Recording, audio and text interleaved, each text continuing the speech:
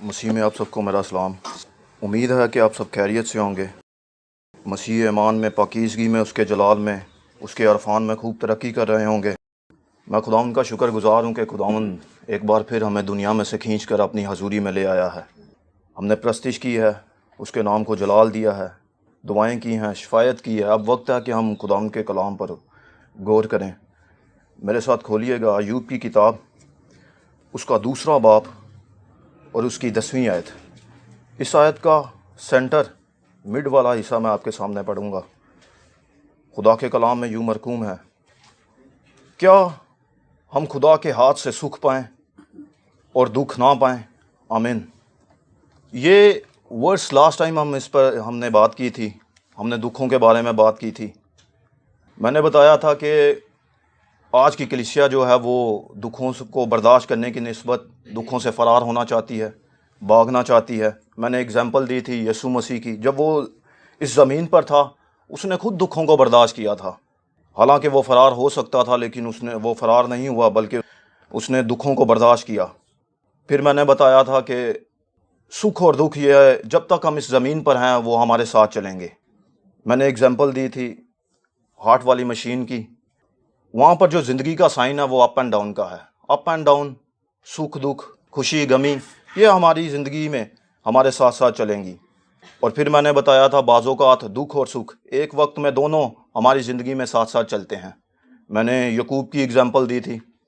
فرشتہ اس کو جب برکت دیتا ہے، ساتھ ہی اس کی ران کو چھوتا ہے، اس کی نس چڑھ جاتی ہے اور وہ لنگڑا کر چلنا شروع ہو جاتا ہے۔ جیسے ہی اس کو وہ برکت ملی جو زندگی بھر اس کے ساتھ چلے گی، ویسے ہی اس کو ایک کمزوری اس کے جسم میں امپارٹ ہوئی، یعنی لنگڑا کر چلنا۔ جیسے برکت اس کے ساتھ چلے گی، اب کمزوری بھی زندگی بھر اس کے ساتھ چلے گی۔ پھر میں نے پالوس کی ایک نصیحت کی تھی کہ سب چیزیں مل کر خدا سے محبت کرنے والوں کے لیے بھلائی پیدا کرتی ہیں، وہ چاہیں دکھ ہوں، مصیبتیں ہوں، پریشانیاں ہوں، ٹینشنیں ہوں، ہر ایک چیز، سب چیزیں مل کر خدا سے محبت کرنے والوں کے لیے، مسیحوں کے لیے، خدا سے پیار کرنے والوں کے لیے بھلائی کو پیدا کرتی ہیں۔ ہم آج اس پر مزید بات کریں گے۔ بعض اوقات کیا ہوتا ہے کہ ہمارا دکھ، ہمارا غم، ہماری مصیبتیں، ہماری پریشانیاں، ہماری آزمائشیں، ہمارے آنسو، ہمارا چلانا ہمیں خدا کے پاس لے آتا ہے۔ بعض اوقات ہماری بھوک پیاس، ہماری غربت ہمیں خدا کے پاس لے آتی ہے۔ کیسے؟ ایک امیر شخص کے 2 بیٹے تھے۔ چھوٹا بیٹا لاڈ پیار کی وجہ سے نہایت بگڑ گیا تھا۔ اتنا بگڑ گیا تھا کہ وہ ایک روز اپنے باپ کے سامنے آتا ہے، بغاوت کے تاثرات اس کے چہرے پر ہوتے ہیں اور بغاوت ہی کے الفاظ اس کے منہ میں۔ وہ اپنے باپ کے سامنے جاتا ہے اور اپنے باپ سے کہتا ہے کہ ڈیڈی، میرا جو حصہ بنتا ہے آپ مجھے دے دیں، کیونکہ اب میں آپ لوگوں کے ساتھ نہیں رہوں گا، میں بھائی کے ساتھ، آپ کے ساتھ اس گھر میں، اس چھت کے نیچے نہیں رہوں گا، میں اپنا حصہ لے کر دور جا کر اپنی زندگی گزاروں گا۔ باپ کے لیے یہ ایک بری خبر ہوتی ہے، کیونکہ جو وہ زندگی اپنے بیٹے کو دے رہا ہے وہ زندگی بیٹا جینا ہی نہیں چاہتا۔ باپ ڈس ہارڈ ہے، پریشان ہے، وہ اپنے بیٹے کو سمجھاتا ہے لیکن وہ نہیں سمجھتا۔ یہ نوجوان اپنے رشتوں سے زیادہ، ایون کہ اپنے باپ سے زیادہ، اپنے حصے کی دولت کو ویلیو دیتا ہے۔ ایک روز میں اپنی بائبل کلاس میں تھا تو ہمارے پروفیسر نے ہمیں ایک نصیحت کی تھی۔ اس نے کہا، پیارے بچوں، زندگی میں کبھی کوئی ایسا مقام آئے جہاں پر آپ کو دولت اور اپنے رشتوں میں سے کسی ایک کو چننا پڑے تو آپ اپنے رشتوں کو چنیے گا، کیونکہ دولت جو ہے یہ محنت کر کے آپ پھر کما لیں گے، لیکن رشتے گئے واپس نہیں آئیں گے۔ ایک بار جو درار آ گئی رشتوں میں وہ واپس نہیں آئے گی، وہ ٹھیک نہیں ہوگی۔ اس لیے کبھی آپ کی زندگی میں کبھی بھی ایسا مقام آئے تو آپ نے ہمیشہ رشتوں کو چننا ہے۔ شاید اس نوجوان کو کوئی نصیحت کرنے والا نہیں تھا، کبھی یہ بائبل سکول نہیں گیا ہوگا، یا پھر یہ بھی ہو سکتا ہے کہ اس نے کسی نصیحت کو سنا ہی نہیں۔ اس نے اپنے رشتوں سے زیادہ اپنے حصے کی دولت کو ویلیو دی۔ یہ بہت اصرار کرتا ہے اور اپنے باپ سے اپنا حصہ مانگتا ہے۔ باپ اس کو اس کے حصے کی دولت دے دیتا ہے۔ جب یہ گھر سے نکلتا ہے تو یہ نہایت امیر شخص ہوتا ہے، نہایت دولت مند، مالدار، اتنا امیر شخص ہوتا ہے کہ لوگ اس کے ساتھ تعلق رکھنے میں فخر محسوس کرتے ہیں۔ دولت کی وجہ سے اس کے بے شمار دوست بن جاتے ہیں، اور یہ بھی اپنی دولت سے خوب فائدہ اٹھاتا ہے، یہ خوب عیاشی کرتا ہے، اپنا مال کسبیوں میں اڑاتا ہے، اپنا مال حرام کاریوں میں اڑاتا ہے، نشوں میں اڑاتا ہے، جو چاہتا ہے خرید لیتا ہے، رنگ برنگے کپڑے پہنتا ہے، طرح طرح کے کھانے کھاتا ہے، خوب عیاشی کرتا ہے، لیکن یہ نہیں جانتا کہ جس کو اس نے ویلیو دی ہے اپنے باپ سے زیادہ، اپنے رشتوں سے زیادہ، وہ اس کو اتنی ویلیو نہیں دیتی، وہ اس کے ساتھ اتنی وفادار نہیں ہے۔ یہ نہیں جانتا کہ دولت جو ہے وہ پڑ لگا کر اڑ جاتی ہے، یہ نہیں جانتا۔ اب کیا ہوتا ہے کہ حالات پلٹی کھاتے ہیں، روٹیٹ ہوتے ہیں، اس کی زندگی میں غم انٹر ہوتا ہے، دکھ انٹر ہوتا ہے، آزمائش انٹر ہوتی ہے، غریبی انٹر ہوتی ہے۔ جیسے ہی اس کی زندگی میں غریبی انٹر ہوتی ہے تو پیسے سے بنائی ہوئی ہر ایک خوشی ختم ہو جاتی ہے، پیسے سے بنا ہوا ہر ایک رشتہ ختم ہو جاتا ہے، یہ اکیلا رہ جاتا ہے۔ اب یہ ہے، دکھ ہے، غربت ہے، بھوک ہے، پیاس ہے، اس کے گندے کپڑے ہیں، غم ہے۔ پہلے جو طرح طرح کے کھانے کھاتا تھا اب یہ بھوکا رہتا ہے، پہلے جو رنگ برنگے کپڑے پہنتا تھا اب بھی اس کے کپڑے گندے ہیں، داغدار ہیں، کہیں سے تو پھٹے بھی ہوئے ہیں۔ پہلے جس کے نیچے بہت نوکر تھے آج یہ خود ایک نوکر کی زندگی گزار رہا ہے، یہ سوروں کی دیکھ بھال کرتا ہے اور انہی کا کھانا کھاتا ہے، وہ بھی چرا کر، کہیں اس کے مالک کو نہ پتہ چل جائے۔ پہلے جو وقت پر بال بنواتا تھا، داڑھی بنواتا تھا، اب اس کے سر اور داڑھی کے بال گندے ہیں، بکھرے ہوئے ہیں، الجھے ہوئے ہیں۔ غربت نے اس کو ٹوٹلی طور پر تباہ کر دیا ہے، اس کے چہرے کا نقشہ تباہ کر کے رکھ دیا ہے، اس کا لائف سٹائل ٹوٹلی طور پر چینج ہو گیا ہے۔ جب یہ اپنی غربت کے عروج پر ہوتا ہے، اپنے دکھوں کے عروج پر ہوتا ہے تو وہ ہوش میں آتا ہے اور فیصلہ کرتا ہے کہ میں اپنے گھر واپس جاؤں گا، اپنے باپ سے معافی مانگوں گا کہ میں نے تیرا گناہ کیا ہے، میں نے خدا کا گناہ کیا ہے، تو مجھے معاف کر دے۔ یہ اپنی ماضی کی لائف پر غور کرتا ہے تو کہتا ہے کہ ایسی جیسی ابھی میں زندگی جی رہا ہوں ایسی زندگی تو میرے گھر میں جو نوکر تھے وہ بھی ایسی زندگی نہیں جیتے، ان کے پاس بھی وافر مقدار میں کھانا ہوتا ہے، اچھے اچھے کھانوں سے وہ سیر ہوتے ہیں، اور میں یہاں بھوکا مر رہا ہوں، میں واپس جاؤں گا۔ یہ ہوش میں آتا ہے غربت کی وجہ سے، یہ فیصلہ کرتا ہے اور اپنی راہ لیتا ہے واپس اپنے گھر کی طرف، اپنے باپ کی طرف، اپنے بھائی کی طرف۔ باپ جیسے اس کی ہی تاڑ میں بیٹھا ہے، باپ بوڑھا ہو چکا ہے، شاید اس کی آنکھوں کی بنائی بھی کم ہو گئی ہے، باپ اس کو دور سے دیکھتا ہے اور اندازہ نہیں لگاتا کہ شاید یہ میرا بیٹا آ رہا ہے، باپ کو کنفرم ہے کہ یہ میرا بیٹا ہے، حالانکہ جب یہ گھر سے نکلتا ہے تو اس کی پرسنالٹی فرق ہوتی ہے، نئے کپڑے ہوتے ہیں، روبدار پرسنالٹی، شاندار لائف سٹائل، کمال کا ہیئر سٹائل، بہت سی دولت اس کے پاس ہوتی ہے، لیکن اب جب وہ واپس آ رہا ہے تو گندے کپڑے ہیں، بکھرے ہوئے بال ہیں، گندی داڑھی ہے اور چہرے کا نقشہ بھی تباہ ہوا پڑا ہے، بری حالت ہے، تو بھی باپ اس کو دور سے دیکھتا ہے اور پہچان جاتا ہے، اندازہ نہیں لگاتا۔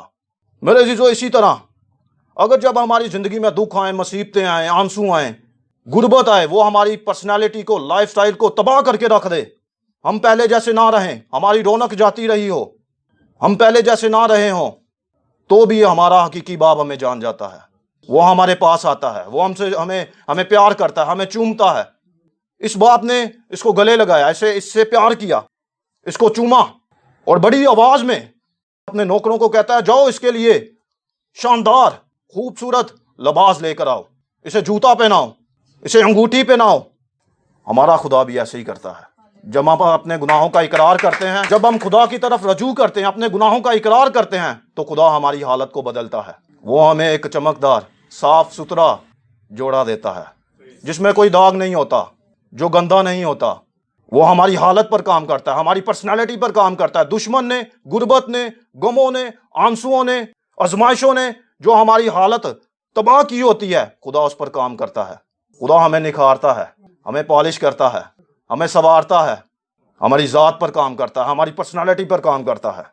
اس نوجوان کو اس کی غربت اس کے باپ کے پاس واپس لے آئی، اس کے گھر واپس لے آئی، اس کے سٹیٹس پر واپس لے آئی، اس کا جو پہلے معیار تھا اس معیار پر واپس لے آئی۔ میرے عزیزو، اس غربت کا بھی شکریہ جو ہمیں ہمارے خدا سے ملا دیتی ہے، اس غربت کا بھی شکریہ جو ہمیں ہمارے گھر واپس لے آتی ہے، اس غربت کا بھی شکریہ جو ہمارا سٹیٹس ہمیں واپس دلا دیتی ہے، ہمیں ہمارے واپس لیول پر لے آتی ہے، اس غربت کا بھی شکریہ۔ میں نے بہت سے امیر لوگ دیکھے ہیں جن کے پاس دولت کے علاوہ اور کچھ نہیں ہے، ان کے پاس وقت نہیں ہے، عزت نہیں ہے، خوشی نہیں ہے، شادمانی نہیں ہے، اطمینان نہیں ہے، سکون نہیں ہے، کئیوں کے پاس تو خدا بھی نہیں ہے۔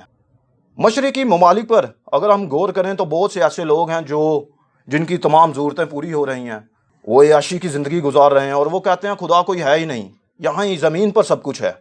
लेकिन हम जानते हैं जब कुछ नज़र नहीं आता तो खुदा नज़र आता है। जब हालात बगावत करते हैं, हमारे अगेंस्ट जाते हैं तो खुदा नज़र आता है। जब बच्चे बगावत करते हैं तो खुदा नज़र आता है। जब हम ठोकरें खाते हैं तो खुदा नज़र आता है। जब सारे रास्ते बंद हो जाते हैं, दरवाजे बंद हो जाते हैं, तो हमें खुदा नज़र आता है। खुदा के सिवा हमें कुछ नज़र नहीं आता। जब डॉक्टर इलाज करार दे देते हैं तो खुदा नज़र आता है। मेरे अज़ीज़ों, बाज़ औक़ात क्या होता है कि जो हमारी बीमारी है वो हमें खुदा के पास ले आती है।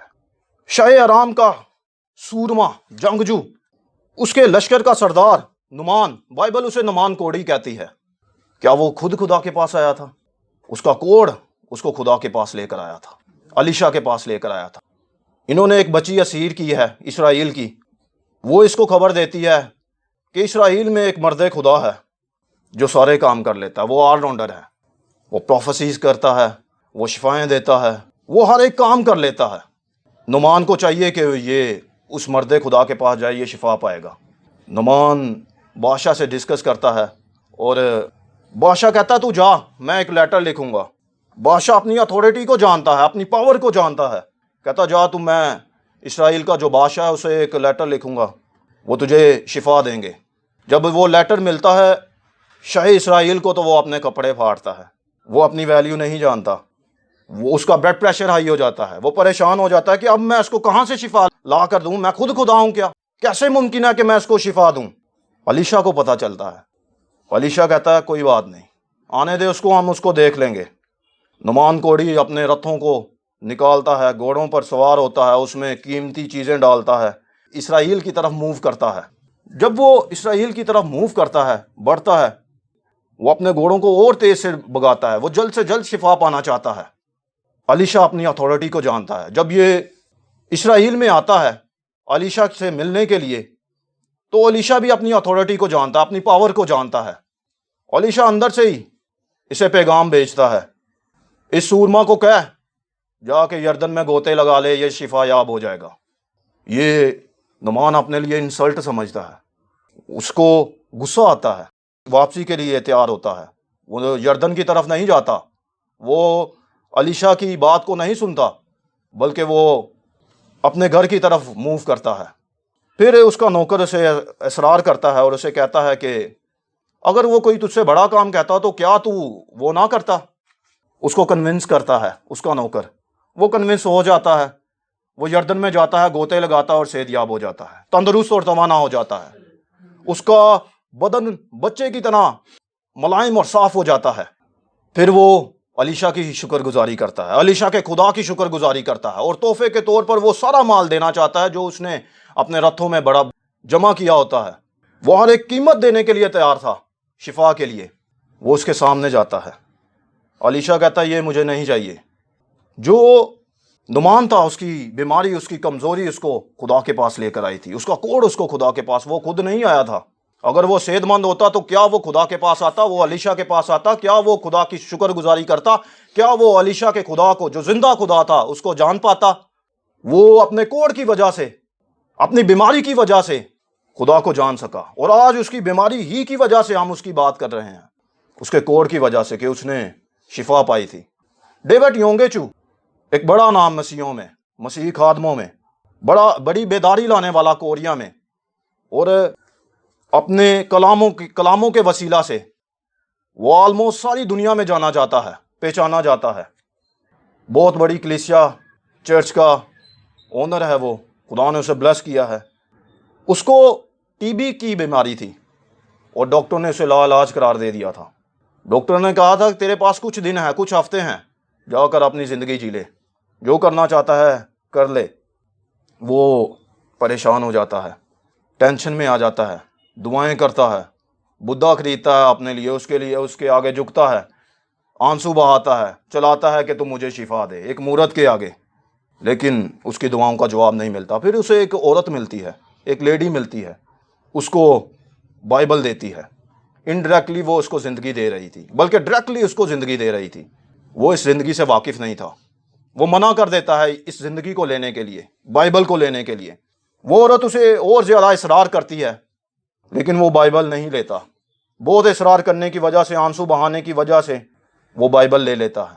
ڈاکٹروں نے اسے کچھ دنوں کا ٹائم دیا ہے. وہ بائبل پڑھنا سٹارٹ کرتا ہے. جیسے جیسے وہ بائبل پڑھنا شروع کرتا ہے وہ ہیل ہونا شروع ہو جاتا ہے. بائبل جیسے اس کے اندر جاتی ہے زندگی کو کریٹ کرتی ہے. جیسے ہی وہ اپنی بائبل کو کمپلیٹ کرتا ہے وہ کمپلیٹلی ہیل ہو جاتا ہے اور اپنی بیماری کے بستر سے باہر نکل کر خدا ان کے نام کو جلال دینا شروع کرتا ہے.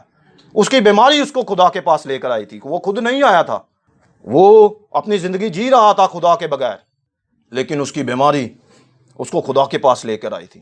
میرا آپ سے ایک سوال ہے. ایک عورت جس کا ذکر متی کی انجیل کے 9ویں باب میں ہے، جس کو 12 برس سے خون جاری تھا، کیا وہ خود خدا کے پاس آئی تھی؟ بتائیے گا. اس کی بیماری اس کو خدا کے پاس لے کر آئی تھی. اس کی ناپاکی اس کو خدا کے پاس لے کر آئی تھی. اس کا اکیلا پن اس کو خدا کے پاس لے کر آیا تھا. اس کی کمزوری اس کو خدا کے پاس لے کر آئی تھی. وہ ایک مالدار تھی، ڈاکٹروں کے پاس گئی، حکیموں کے پاس گئی، شاید اس نے باہر سے میڈیسن بھی امپورٹ کروائی ہوں، اس نے طرح طرح کی میڈیسن بھی کھائی ہو، لیکن وہ صحت یاب نہیں ہوئی. پھر اس نے مسیح کے بارے میں سنا اور اپنے جی میں کہتی ہے کہ میں اس کا پلہ چھوؤں گی اور صحت یاب ہو جاؤں گی. وہ کمزوری کی حالت میں، ناپاکی کی حالت میں، بیماری کی حالت میں وہ خدا کے پاس آتی ہے، پلہ چھوتی ہے اور صحت مند ہو جاتی ہے، تندرست اور توانا ہو جاتی ہے. اس کی ناپاکی چلی جاتی ہے، اس کی بیماری چلی جاتی ہے. وہ بیماری میں خدا کے پاس آئی اور وہ صحت یاب ہو گئی. زبور نویس لکھتا ہے زبور 34 میں کہ صادق کی مصیبتیں بہت ہیں. یہاں پر مصیبت استعمال نہیں ہوا، مصیبتیں استعمال ہوا، اور آگے اور اضافہ اس نے کیا ہے، بہت ہیں، مصیبتیں بہت ہیں. اگر آپ صادق ہیں، اگر آپ مسیحی ہیں، مسیح کے فالور ہیں، اس سے پیار کرتے ہیں، محبت کرتے ہیں، تو ایک چیز جان جائیں کہ صادق کی مصیبتیں، مسیح کی مصیبتیں بہت ہیں، دکھ بہت ہیں، ٹینشنیں بہت ہیں، آزمائشیں بہت ہیں. پاسٹر شفیق ایڈی نے اپنے کلام میں ایک بار بتایا تھا کہ ان کو 22 سال ہو گئے ہیں خدمت کرتے ہوئے، سارے بھائیوں کو. انہوں نے بتایا کہ زیادہ ٹائم ہمارا آزمائشوں میں گزرا ہے، دکھوں میں گزرا ہے ان 22 سالوں میں سے. جون بنین کی کتاب میں زور دے کر کہنا چاہوں گا کہ اس کو پڑھیے گا. مسیح کا سفر اس کا ٹائٹل ہے. میں معذرت چاہتا ہوں کہ میں شہزاد بھائی کی پرمیشن کے بغیر ان کی بات شیئر کرنے لگا ہوں. بھائی کہتے ہیں کہ یہ میری سیکنڈ بائبل ہے. شاندار کتاب ہے، میرا اپنا ایکسپیرینس اس کے ساتھ کمال کا رہا ہے. میں آپ کو ریکمنڈ کروں گا، جو پڑھ سکتے ہیں اس کتاب کو پڑھیں، اسٹڈی کریں. آپ کو اندازہ ہوگا کہ ایک مسیحی کا سفر ہوتا کیسا ہے. اس میں آزمائشیں ہیں، دکھ ہیں، مصیبتیں ہیں، ٹینشنیں ہیں، اس میں آنسو ہیں، چلانا ہے، نا امیدی ہے، خوف ہے، لیکن ان سب کے ساتھ خدا اس کے ساتھ ہے. اس زبور کو اب میں کمپلیٹ کروں گا. زبور 34 اس کی 19ویں آیت. پہلے میں نے اس کا پہلا حصہ پڑھا آپ کے سامنے. زبور 34 اس کی 19ویں آیت لکھا ہے کہ صادق کی مصیبتیں بہت ہیں. آگے لکھتا ہے لیکن خداوند اس کو ان سب سے رہائی بخشتا ہے، ان سب سے آزاد کرتا ہے. جب خداوند ہمارے ساتھ ہے تو ہمیں کیا فکر. ہمیں اعتقاد رکھنا چاہیے خدا پر اپنی زندگی کی ہر ایک سچویشن میں. جب ہم خدا پر اعتقاد رکھتے ہیں، بلیو کرتے ہیں، تو ہماری زندگی کی سچویشن کیسی ہی کیوں نہ ہو، ہم کتنی بڑی آزمائش میں سے گزر کیوں نہ رہے ہوں، ایمان ہماری زندگی کو آسان بنا دیتا ہے. میں معذرت چاہتا ہوں کہ میں نے آسان لفظ بولا. ایمان ہماری زندگی کو آسان نہیں لیکن نہایت ہی آسان بنا دیتا ہے. جب ہم خدا پر ایمان رکھتے ہیں، اس پر ٹرسٹ کرتے ہیں، اس پر بلیو کرتے ہیں، اس پر اعتقاد رکھتے ہیں، ایمان ہماری زندگی کو نہایت آسان بنا دیتا ہے. میری دعا ہے کہ آپ اپنی زندگی کی ہر ایک سچویشن میں، ہر ایک ایریے میں، دکھوں میں، مصیبتوں میں، آزمائشوں میں خدا پر ایمان رکھیں. خداوند آپ کو برکت دے. آمین.